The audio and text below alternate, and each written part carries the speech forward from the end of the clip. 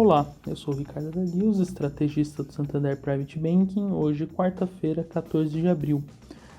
Na manhã de ontem, a notícia de que outro imunizante contra a Covid-19 estaria trazendo algumas complicações aos pacientes, né, ainda que sob um número de pessoas bastante ínfimo, né, comparado com a quantidade de pessoas que acabaram recebendo, né, essas vacinas, ela acabou impactando negativamente, né, os mercados, a percepção de risco, né, na manhã de ontem, né.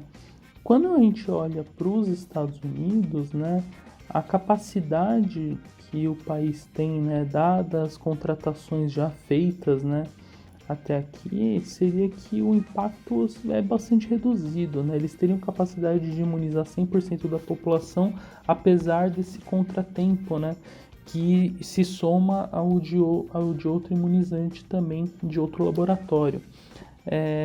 Mas, apesar disso, né, e mesmo considerando que a gente teve os números de inflação nos Estados Unidos um pouco mais salgados, né, na leitura de março, os mercados eles retomaram uma dinâmica positiva, né, apresentando valorização no fechamento do dia, né, o S&P 500 renovou a máxima histórica, né, os 4.141 pontos.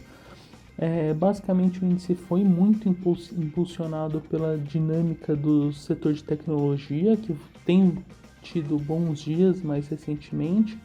E quando a gente olha as taxas das Treasuries, né, os títulos soberanos norte-americanos, a gente teve, apesar de uma oscilação até razoável ao longo do dia, a gente viu que um encerramento mais positivo, tá? Inclusive havendo um leilão do Tesouro norte-americano, né, de vencimentos mais longos de Treasuries, que foi acomodado, né, pelo mercado, tá? Enfim, a narrativa lá fora ela prevalece mais ou menos a mesma, né, sem grandes alterações. E quando a gente passa para o Brasil, né, tem sido impressionante o descolamento que o Ibovespa tem tido, né, frente aos ruídos internos, né? O índice ele seguiu em valorização, superou os 119 mil pontos no pregão de ontem, e isso fez com que o rendimento em 2021, né, do índice voltasse para o campo positivo, né, ainda que para uma margem bem pequena, mas isso é um fator bastante importante. É lógico que existem fatores técnicos, né, que contribuem para esse movimento, como vencimento de índice, derivativo e tudo mais, mas analisando também a abertura setorial, a gente vê que ainda existe sim um certo apetite, né, pelas empresas que se beneficiam, né, exatamente do processo de reabertura da economia que é previsto para o segundo semestre em diante, né. De qualquer forma, esse tema ele é bastante delicado, porque de uma forma ou de outra a gente não tem como saber exatamente o timing mais adequado para fazer essa rotação, e alguns investidores eles acabam avançando de maneira cautelosa nessa direção, exatamente tentando capturar essa inversão de tendência, né? Por enquanto, o noticiário em relação à Covid ele continua bastante negativo, seja em termos de contaminação, seja em termos de óbitos, e mesmo em relação à ocupação de leitos, né, nos hospitais. O lado bom é que o ritmo de vacinação ele continua bastante razoável, né? A média diária de doses administradas ela está em 780 mil nos últimos 7 dias, mas na margem, né, em alguns dias ela chega a superar o patamar de 900, 950 mil doses aplicadas, né? E por enquanto o fluxo de entregas ele continua acontecendo, tá? E outro fator que é importante a gente notar é que os dados de comércio relativos a fevereiro aqui no Brasil, eles foram bem melhores do que o esperado, né? E mostraram uma dinâmica do setor mais favorável até aquele momento.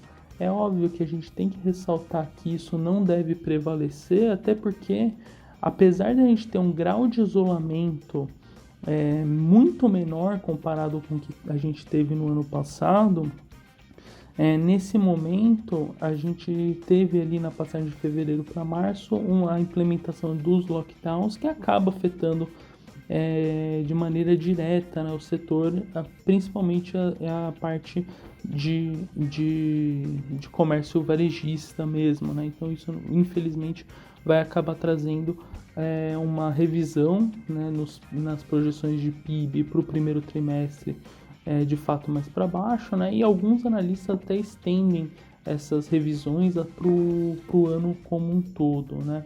Enquanto isso, né, quando a gente olha para a renda fixa, né, e para o câmbio de uma certa maneira, o que tem prevalecido é de fato os ruídos na questão fiscal, né?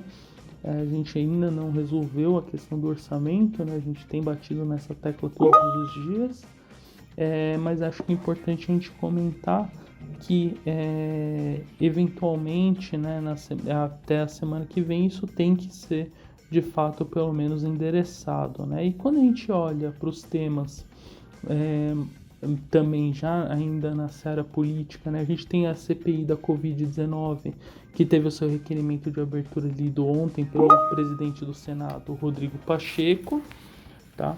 E tão importante quanto isso é o fato de que ele conseguiu fazer com que a CPI ficasse mais ampla, né, incluindo também a investigação sobre os recursos destinados pela União aos estados e municípios, né, para o tratamento da Covid, né, e além disso, a gente tem também, né, hoje, que vai ser muito importante, o início da sessão plenária no Supremo Tribunal Federal, que vai discutir aquela ação tomada pelo ministro Edson Fachin no âmbito dos processos do ex-presidente Lula, né, que acabou tornando ele elegível, né, para o ano que vem.